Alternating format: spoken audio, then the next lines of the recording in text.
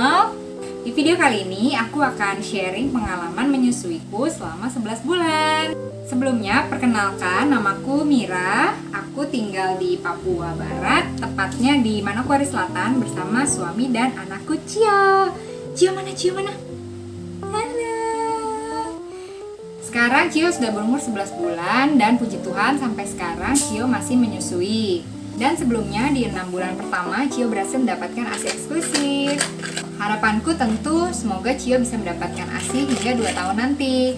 Amin. Nah, kali ini aku mau sharing tentang pengalaman menyusuiku, terutama semenjak Cio memasuki masa MPASI. Kita tahu ya Mams, bahwa semakin sering ASI dikeluarkan, baik secara langsung atau direct breastfeeding, maupun dengan cara memerah ASI, baik dengan cara manual atau dengan menggunakan alat pompa, tentu akan menyebabkan produksi ASI kita semakin bertambah. Begitu juga sebaliknya Mams, kalau misalkan kita jarang mengeluarkan ASI dengan cara apapun, tentu produksi ASI akan semakin berkurang. Normalnya setelah memasuki masa MPASI, frekuensi menyusui akan berkurang karena kebutuhan makanan dan nutrisi yang diperlukan oleh bayi kita sudah tercukupi juga dari makanan yang dia makan, termasuk juga snack yang kita berikan saat jamnya. Nah, kebetulan aku juga udah jarang banget nih Mams pompa ASI karena kesibukan sebagai ibu rumah tangga, terus juga jaga Cio sendiri karena kadang-kadang papanya Cio harus pergi merujuk pasien ke luar kota, jadi kadang aku benar-benar sendiri seharian, jadi hampir nggak pernah mengeluarkan pompa ASI lagi. Selain itu aku juga terlibat di beberapa kegiatan sebagai istri tentara, jadi untuk memompa ASI secara rutin itu sepertinya tidak memungkinkan. Jadi sampai saat ini aku hanya mengandalkan direct breastfeeding saja. Jadi setiap Cio mau menyusui, aku langsung direct breastfeeding. Misalnya saat Cio mau tidur, itu baru menyusui. Sebagai ibu yang full direct breastfeeding, jujur aku khawatir karena Cio kan udah berkurang frekuensi menyusuinya. Takutnya nggak bisa sampai 2 tahun nanti. Dan memang terasa juga Mams, kalau ASI aku itu udah nggak sebanyak dulu. Kalau dulu misalnya menyusui sebelah kanan, kadang yang kiri suka rembes-rembes. Kalau sekarang itu udah hampir nggak pernah. Terus ditambah lagi waktu itu Cio umur 8 bulanan, itu dia lagi GTM karena tumbuh gigi kan Mams. Nah itu jadi dia mengandalkan menyusui terus, makannya dia kurang sekali. Ternyata waktu ditimbang di posyandu beratnya turun Mams, 4 ons. Di situ aku berpikir kalau kayaknya ASI aku itu benar-benar udah nggak bisa mencukupi kebutuhannya Cio. Nah, selain ASI aku berkurang secara kuantitas atau volume atau jumlah ASInya itu berkurang, aku juga merasa banget kalau kayaknya ASI aku itu kualitasnya berkurang. Soalnya memang aku di sini itu susah sekali untuk pola makan teratur, terus untuk cari bahan makanan yang fresh juga susah kalau di sini. Dan untuk pilihan makanan pun nggak banyak. Kalau di Jakarta kan mau apa tinggal Gojek. Nah kalau di sini nggak bisa. Kalau di sini aku belanja aja harus ke pasar. Itu pun jaraknya lumayan, setengah jam kalau naik mobil. Jadi asupan makanan aku nggak bergizi juga. Terus frekuensi menyusui juga berkurang. Yang akhirnya aku merasa kalau kuantitas sekaligus kualitas ASI aku itu udah turun jauh dibandingkan dulu. Nah, semenjak berat badannya Cio turun waktu itu, aku udah berpikir keras bagaimana caranya untuk menaikkan berat badannya Cio lagi.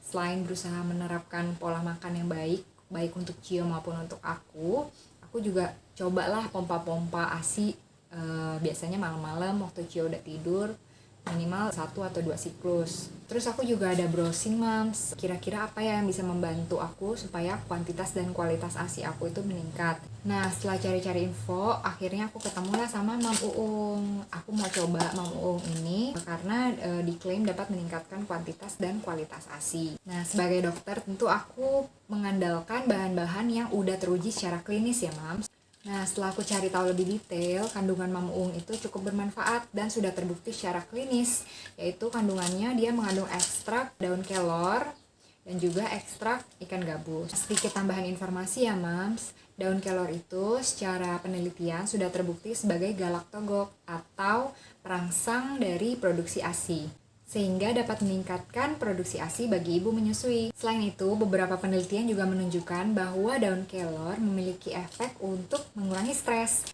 Bener banget Mams, ibu menyusui itu harus selalu happy supaya produksi ASInya semakin banyak. Nah, kita juga harus tahu bahwa selain kuantitas ASI yang paling penting itu adalah kualitasnya. Percuma ASI kita banyak, tapi kalau kualitasnya kurang.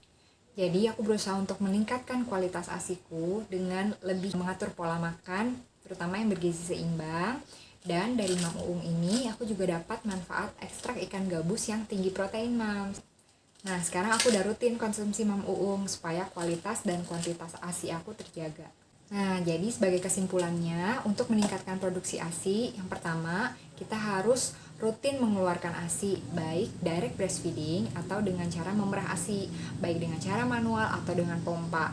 Semakin sering kita mengeluarkan ASI, semakin banyak juga produksi ASI kita, karena ASI itu supply by demand. Artinya, semakin banyak permintaan, semakin banyak juga yang akan diproduksi. Yang kedua, kita harus selalu happy dan bahagia supaya hormon-hormon untuk memproduksi ASI semakin banyak dikeluarkan agar produksi ASI pun meningkat. Yang ketiga, makan makanan bergizi seimbang dengan pola makan yang baik dan benar. Yang terakhir, kalau memang diperlukan, boleh konsumsi ASI booster. Dan aku sangat merekomendasikan untuk konsumsi Mam Uung. Karena selain manfaat yang sudah aku sebutkan sebelumnya tadi, Mam Uung ini sudah ada BPOM-nya, halal, dan tersertifikasi sebagai natural product. Semoga videoku kali ini bermanfaat bagi para moms di luar sana yang masih berjuang untuk memberikan ASI bagi putra-putrinya. Sampai ketemu di video selanjutnya.